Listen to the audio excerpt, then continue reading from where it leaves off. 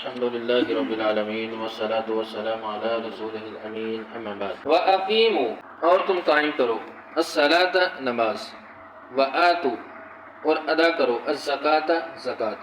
وَأَقِیمُوا الصلاۃ وآتوا الزکاۃ کہ تم نماز قائم کرو اور زکوٰۃ ادا کرو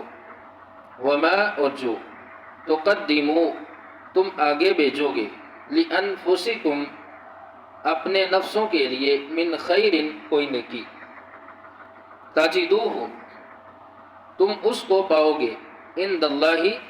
اللہ کے پاس وما تقدموا لانفسکم من خیر تجدوہ عند اللہ اور جو کوئی نیکی تم اپنے نفسوں کے لیے آگے بھیجو گے اس کو اللہ کے پاس پاؤ گے ان اللہ بے شک اللہ بما جو تعملون تم عمل کرتے ہو بصیر دیکھنے والا ہے ان اللہ بما تعملون بصیر بے شک اللہ جو تم عمل کرتے ہو خوب دیکھنے والا ہے۔ اب اس آیت میں اس سے پچھلی آیت میں اللہ رب العزت نے مسلمانوں کو کہا کہ فاعفوا واصفحوا حتی یأتی اللہ بامری کہ تم معاف کرو درگزر کرو، کیونکہ مکہ میں مسلمانوں کو لڑنے کا حکم نہیں تھا اور دشمنی بھی کھلی تھی مشرکین کی۔ پھر مدینہ میں ابتدائی دور میں کوئی اللہ کا حکم نہیں تھا، تو تب تک کہا گیا کہ تم کمزور ہو، اور جو کمزور ہے اس کے لیے بچنے کا طریقہ اپنے دفاع کا بچاؤ کا کیا ہے کہ تم معاف کر دو، تم درگزر کرو یہاں تک کہ اللہ کوئی دوسرا راستہ نکال دے، کوئی اللہ کا حکم آ جائے۔ ان اللہ علی کل شیء قدیر، پچھلی آیت میں کہ اللہ تعالیٰ ہر چیز پہ قادر ہے۔ پھر کیا کرو وَأَقِیمُوا الصَّلَاةَ وَآتُوا الزَّکَاۃَ کہ تم اپنی ذاتی تربیت پر زور دو، اللہ کے ساتھ اپنے تعلق کو مضبوط کرو، نماز ادا کرو، زکوٰۃ دو، صدقہ خیرات دو۔ وَمَا تُقَدِّمُوا لِأَنفُسِكُم مِّن خَيْرٍ تَجِدُوهُ عِندَ اللَّهِ پھر جو بھی تم نیکی کرو گے اور اس نیکی کو آخرت کے لیے اللہ کے ہاں بھیجو گے تو قیامت کو اللہ کے ہاں اس کو پاؤ گے۔ تَجِدُوهُ عِندَ اللَّهِ هُوَ خَيْرٌ وَأَعْظَمُ أَجْرًا، سورہ مزمل میں ہے کہ جو چیز تم اللہ کے پاس پاؤ گے وہ اجر میں بہت بڑی ہوگی،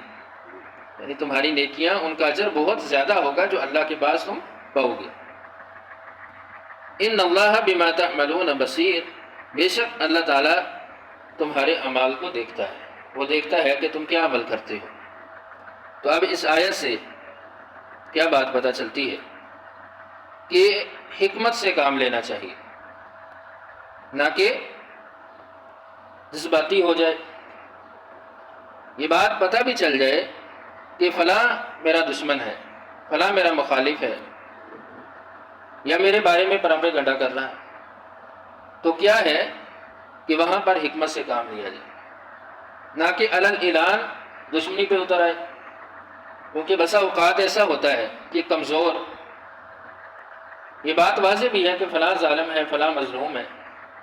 تو مظلوم کا حکمت کے بغیر ری ایکشن ایسا بن جاتا ہے کہ مظلوم ظالم بن جاتا ہے اور ظالم رام سے بیٹھا ہوتا ہے۔ تو یہاں پہ اللہ رب العزت نے مسلمانوں کو بڑی حکمت سے کام لینے کی ترغیب دی، حکم دیا کہ تم معاف کر دو، کہ ابھی وقت نہیں ہے۔ اور وَمَا تُقَدِّمُوا لِأَنفُسِكُمْ اور نیکیاں کرتے رہو، اللہ کے ساتھ تعلق کو مضبوط کرو، پھر جب اللہ کا کوئی حکم آ جائے گا تو پھر تم ان کے خلاف نکل پڑنا، اللہ تمہارے اعمال کو دیکھتا ہے۔ پھر ایک اور دلیل اس کا رد کیا گیا کہ وَقَالُوا اور انہوں نے کہا، یعنی یہود نے، کہ لن يدخل ہرگز نہیں داخل ہوگا الجنت جنت میں الا مگر من جو کانا ہے ہودن یہودی او نصارا یا عیسائی۔ وقالوا لن يدخل الجنت الا من كان هودا او نصارا اور انہوں نے کہا کہ جنت میں صرف یہودی اور عیسائی ہی داخل ہوں گے۔ دل کا یہ یعنی یہ بات ان کا کہنا، امانیہم ان کی آرزویں تھیں، دل کا امانیہم یہ ان کی آرزویں تھیں قل اے نبی کہہ دیجیے، ہاں تو تم لے آؤ، یعنی یہود سے کہا گیا، برہانکم اپنی دلیل، ان اگر تم ہو صادقین سچے، قل ہاتوا برہانکم ان کنتم صادقین، کہہ دیجئے کہ اگر تم سچے ہو تو اپنی دلیل لے آؤ۔ اب اس آیت میں کہ یہودی یہ کہتے کہ اگر جنت میں جانا ہے تو تم مسلمان نہ بنو، بلکہ کیا بنو؟ یہودی بن جاؤ، عیسائی بن جاؤ، کچھ اور بن جاؤ تو تم جنت میں جاؤ گے، بلکہ جنت میں صرف یہودی اور عیسائی جائیں گے، مسلمان نہیں جائیں گے۔ تو کہا گیا کہ تلک امانیہم، یہ صرف ان کی منہ کی باتیں تھی، کوئی اس کی دلیل نہیں تھی۔ یا اللہ رب العزت نے ان کو کہا ہے کہ تم ہی نے جنت میں جانا ہے، اور یہی کہا گیا کہ قل ہاتوا برہانکم ان کنتم صادقین، کہ اگر تم اپنی اس بات میں سچے ہو تو پھر لاؤ دلیل، اس دلیل کو لے آؤ کہ کہاں پہ یہ بات لکھی ہے، کہ تورات میں لکھی ہے، قرآن میں لکھی ہے، کہاں پہ لکھی ہے کہ تم نے ہی جنت میں جانا ہے۔ تو اس آیت سے کیا بات پتہ چلتی ہے کہ کوئی بھی بات ہو اس کے لیے دلیل کا ہونا ضروری ہے، بغیر دلیل کے انسان سچا نہیں بن سکتا، کہ دلیل بھی کوئی نہ ہو اور وہ اپنے آپ کو سچا بھی کہے، دلیل بھی کوئی نہ ہو اور اپنے آپ کو وہ کسی چیز کا حقدار سمجھے، جیسے یہود سمجھ رہے تھے کہ جنت صرف ہمارے لیے ہے۔ تو یہی کہا گیا کہ یہ ایک تمہاری تقلیداً بات ہے، جیسے پہلے کہتے تھے تم بھی یہی کہتے ہو کہ ہم نے ہی جنت میں جانا ہے، کوئی اس کی دلیل نہیں ہے، بلکہ جنت میں وہی جائے گا کہ جو اللہ کی مانے گا۔ تو اس کے لیے ضروری ہے کہ تم نے جو بھی بات کی ہے اس کے لیے دلیل لاؤ، تاکہ پتہ چل جائے کہ تم اپنے اس دعوے میں سچے